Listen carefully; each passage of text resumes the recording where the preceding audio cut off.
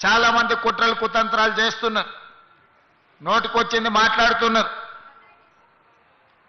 చెయ్యకూడని రాద్ధాంతం చేయడమే కాదు, ఎన్నో రకాల ఆరోపణలు చేస్తున్నారు. ఇక్కడ రేవంత్ రెడ్డి గారికి ఓ భూములు ఉన్నాయి, ఆయన కోసం నగరం కట్టుకుంటుండని. మీ అందరికీ తెలుసు, ఒకవేళ భూమి ఉంటే తెలియంది కాదు, ఇదేమి రహస్యంగా ఆశ పెట్టుకునే వజ్రాలు కావు, ఎక్కడో లాకర్లో పెట్టుకొని. భూమి ఉంటే భూమి మీదనే ఉంటుంది, భూమి ఉంటే దానికి రెవెన్యూ రికార్డు ఉంటుంది. ఈరోజు నేను నా గురించో నా సహచార మంత్రివర్గ సభ్యుల గురించో నేను ఆలోచన చేయడం లేదు. ఇంకా ఒక మాట చెప్పాలంటే, ఈనాడు బతుకున్న మన కోసం కాదు, రేపు భవిష్యత్తులో పుట్టబోయే మన పిల్లలు, వాళ్ళ పిల్లలు, వాళ్ళ పిల్లలు, వాళ్ళ ఫ్యూచర్ కోసం నేను ఈరోజు ఆలోచన చేస్తున్నా.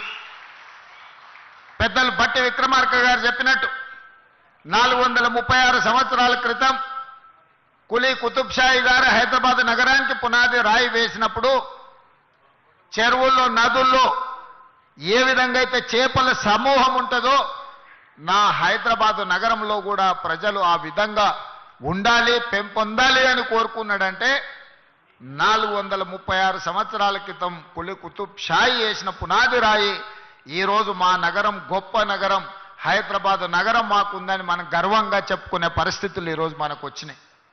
ఆ తర్వాత నిజాం నవాబ్ 220 సంవత్సరాల క్రితం సికింద్రాబాద్ ప్రాంతాన్ని అభివృద్ధి చేస్తే ఈరోజు జంట నగరాలుగా హైదరాబాద్, సికింద్రాబాద్ ఉన్నది అని చెప్పి ఈ దేశం ముందు తలెత్తుకొని నిలబడే ఒక గొప్ప గర్వకారణం ఈరోజు మనకు వచ్చింది. అంతటితో ఆగలే అభివృద్ధి. ఆనాడు చంద్రబాబు నాయుడు గారు, డాక్టర్ వైఎస్ రాజశేఖర రెడ్డి గారు మాకెందుకులే, మేము ఉన్నప్పుడు ఏదో కాలం గడిపేస్తే చాలు అనుకొని ఉంటే ఇవాళ సైబరాబాద్ వచ్చి ఉండేది కాదు, హైటెక్ సిటీ కట్టి ఉండేవాళ్ళు కాదు, ఔటర్ రింగ్ రోడ్ ఈరోజు మన కళ్ళ ముందల ఉండేది కాదు. ఈరోజు శంషాబాద్లో అంతర్జాతీయ ఎయిర్పోర్టు ప్రపంచంలోనే వన్ ఆఫ్ ద బెస్ట్ ఎయిర్పోర్ట్గా గుర్తింపు పొందింది అని అంటే ఆనాడు ఆ నాయకులు కూడా ఒక ఆలోచన చేయబట్టే ఈరోజు ఫార్మాలో మనం ప్రపంచాన్ని శాసిస్తున్నాం, ఐటీ రంగంలో ప్రపంచంతో పోటీ పడుతున్నాం. సిలికాన్ వ్యాలీలో ఈరోజు మన పిల్లలు గొప్ప గొప్ప పొజిషన్లో ఉన్నారు అని అంటే ఆనాటి నాయకులు ఒక ప్రణాళికబద్ధమైన ఆలోచన చేసిండ్రు కాబట్టి ఈరోజు ప్రపంచంతో పోటీ పడగలుగుతాం. అందుకే మిత్రులారా, గతం నుంచి భవిష్యత్తుకు పునాదులు వేసుకోవాలి. గత అనుభవాలు మన భవిష్యత్తుకి ప్రయోజనకరంగా ప్రణాళికలు మనం రచించుకోవాలి.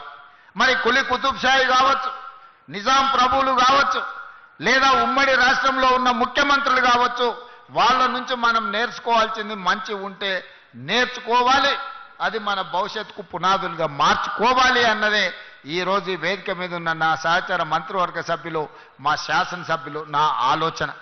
ఈరోజు భారత్ ఫ్యూచర్ సిటీ మన భవిష్యత్ తరాల కోసం, మన భవిష్యత్ తరాలు ఈరోజు మనము మాట్లాడితే మన వాళ్ళు అప్పుడప్పుడు మిత్రులు చెప్తుంటారు న్యూయార్క్ అద్భుతంగా ఉంటుంది. అవును, బాగానే ఉంటుంది న్యూయార్క్. ఆ తర్వాత చెప్తారు జపాన్లో టోక్యో చూడాలి, ఆహా అంటారు, అవును అద్భుతంగా ఉంటుంది. కొంతమంది మిత్రులు సింగపూర్ పోయొచ్చి అసలు సింగపూర్ ఉంటుంది చూడాలన్నా అని చెప్తారు, అది బాగానే ఉంది. మీరు అందరు చాలా మంది దుబాయ్ చూసిటారు, అబ్బా దుబాయ్ ఉంటుంది కదా అని మీరు చెప్తారు. నేను అడుగుతూ నీడు ఉన్నోళ్ళందరినీ, మీ ద్వారా తెలంగాణ 4 కోట్ల సమాజాన్ని ఎన్నాళ్ళు న్యూయార్క్ గురించో, టోక్యో గురించో, సింగపూర్ గురించో, దుబాయ్ గురించో గొప్పలు చెప్పుకుంటూ మేము చూసినామని చెప్పుకోవడం కంటే మనం భారత్ ఫ్యూచర్ సిటీ వాటితో పోటీ పడే విధంగా నిర్మించుకోవాలని ఆలోచన చేయాలన్నా లేదా మీరు ఒక్కసారి ఆలోచన చేయండి. నాకు 10 సంవత్సరాలు ఇవ్వండి, న్యూయార్క్లో ఉన్నోడు కూడా భారత్ ఫ్యూచర్ సిటీ నేను చూసి వచ్చినని చెప్పుకునే విధంగా ఈరోజు ఈ నగరాన్ని నిర్మిస్తా.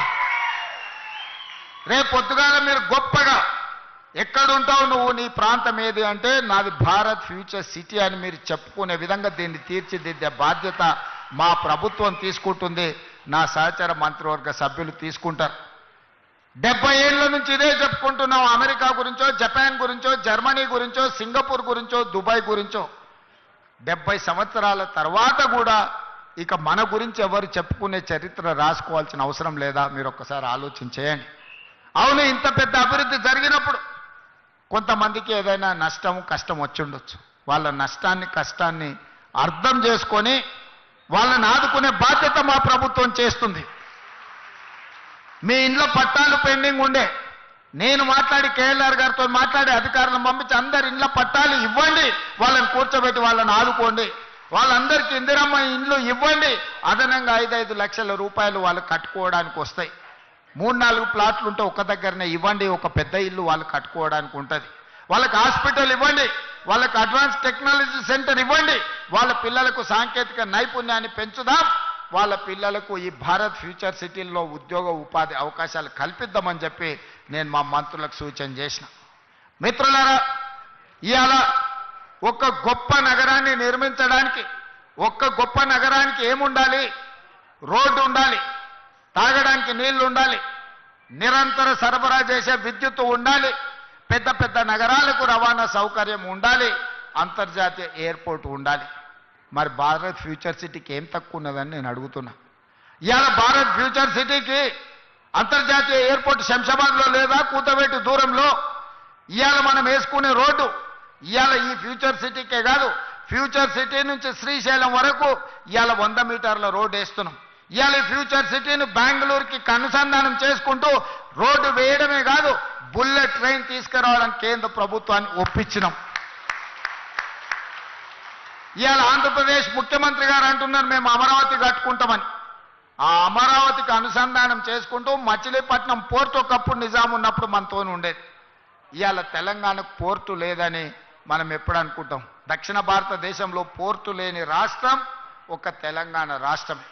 అందుకే ఈరోజు పోర్టు లేని బాధను తీర్చడానికి మీ ఫ్యూచర్ సిటీ నుంచే, మన ఫ్యూచర్ సిటీ నుంచే మచిలీపట్నం పోర్టు వరకు dedicated green field national highway 12 lanes రోడ్డును వేసి భవిష్యత్తులో ప్రపంచాన్ని దిగుమతి చెయ్యాలన్నా, మన పరిశ్రమలలో ఉత్పత్తి చేసే వస్తువులను ప్రపంచానికి ఎగుమతి చేయాలన్నా మచిలీపట్నం పోర్టుకి ఈరోజు కనెక్టివిటీ ఫైనల్ అయింది.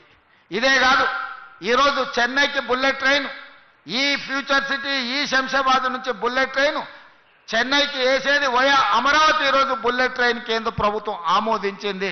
అంటే రేపొద్దుగాల మీ ఊరు నుంచి బెంగళూరుకు బుల్లెట్ ట్రైన్ ఉంటుంది, అమరావతికి బుల్లెట్ ట్రైన్ ఉంటుంది, అక్కడి నుంచి చెన్నైకి బుల్లెట్ ట్రైన్ ఉంటుంది. ఈరోజు ఇవన్నీ కూడా మనం ప్రణాళికబద్ధంగా ఈరోజు అభివృద్ధి చేసుకుంటున్నాం. దీనికి అవసరమైన నీళ్లను, అవసరమైన విద్యుత్తును ఇవ్వడానికి బట్టి విక్రమార్క గారు ముందుకొచ్చి ఈనాడు మనకు అన్ని రకాలుగా చేస్తున్నాడు. ఈ పైన కనిపించే ఎలక్ట్రికల్ పోల్స్ లైన్లు కూడా ఇంతకుముందు వస్తా ఉప ముఖ్యమంత్రి గారు శ్రీధర్ బాబు గారితో మాట్లాడిన వీటన్నిటిని కూడా అండర్ గ్రౌండ్ కేబుల్ చేస్తే ఇది ఒక గొప్ప నగరంగా వస్తుంది కదా. ఎక్కడికక్కడ వైర్లు లైన్లు కనిపిస్తున్నాయి, దీన్ని ఏ రకంగా అండర్ గ్రౌండ్ కేబుల్ చేయాలనో ఆలోచన చేయండి అని. ఈ రకంగా ఈ నగరాన్ని అభివృద్ధి చేయాలని ఆనాడు కులీ కుతుబ్షాయి ప్రజలతో నిండి ఉండాలి అని కోరుకున్నాడు.